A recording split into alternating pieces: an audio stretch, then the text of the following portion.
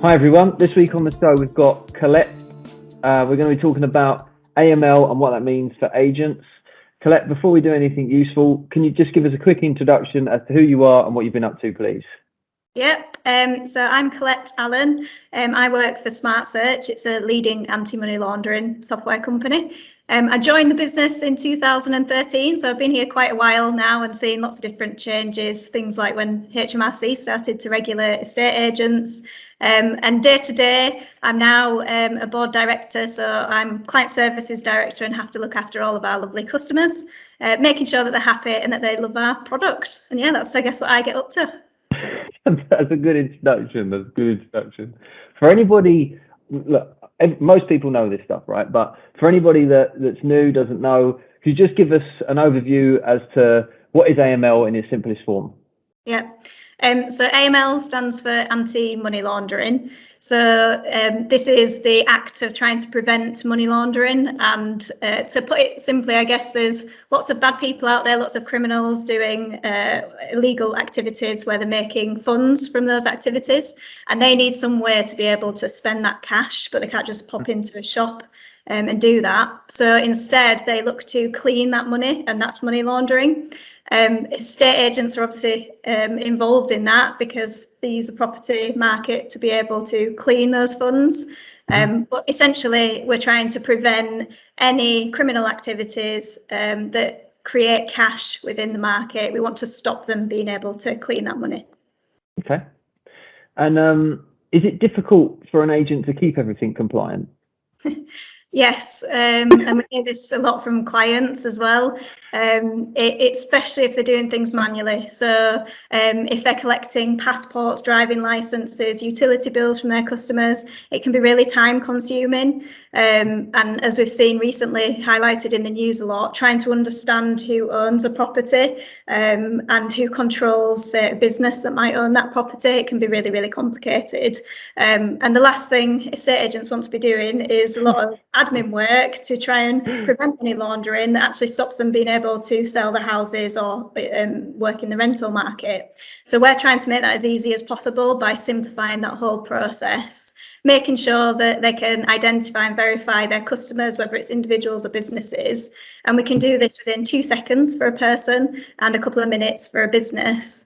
And we're doing all of the checks that they need to do to make sure that they're compliant, so that HMRC are not turning up on their doorstep, which we know that they're doing more and more now, and saying that they should be doing more. So they use a business like ours that means that they can do this quickly, easily, and they know that they're not going to get any of those fines that we've been seeing happening more often within the estate agency market. Mm-hmm.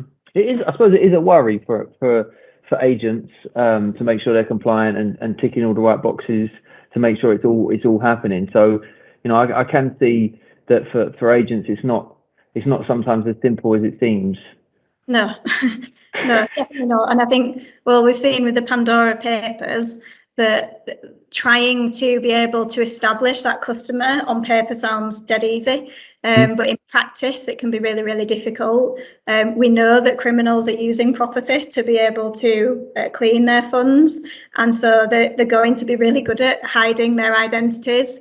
The Pandora Papers talks a lot about overseas investors, shell companies, politically exposed people, so people in government positions using the funds in the wrong way. So there's so many different things that estate agents can trip over when ultimately they're just trying to do the job and run their businesses effectively.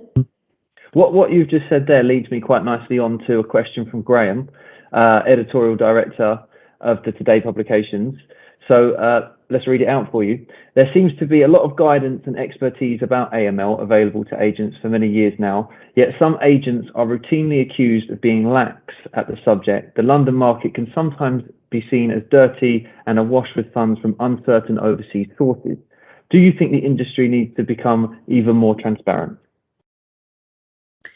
Yes, I do. I think everyone needs to take a bit of accountability. You know, it's all right blaming estate agents because at the front end, but what are the government doing about trying to make sure that businesses that are set up are transparent, that individuals bringing money into the UK are actually doing so in the correct manner?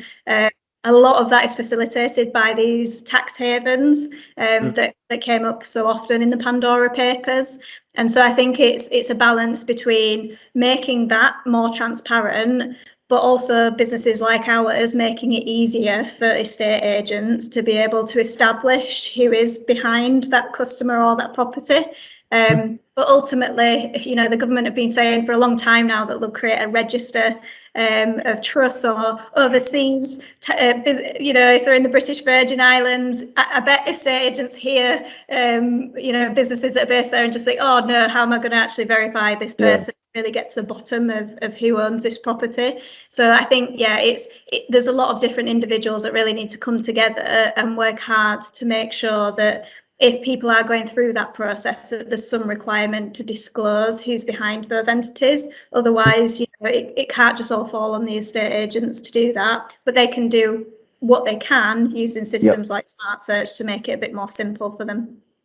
And you're right, they can only do so much with what they have, and that's pretty much totally accurate with saying about the other sources and bringing it all together to make it transparent, because you can only do so much unless you all work together and make that happen. Yeah. So I think that is a fantastic way to put it all together. And Collette, thank you so much for coming on the show. I really appreciate it. And thank you for your insights. No problem. Thanks for having me.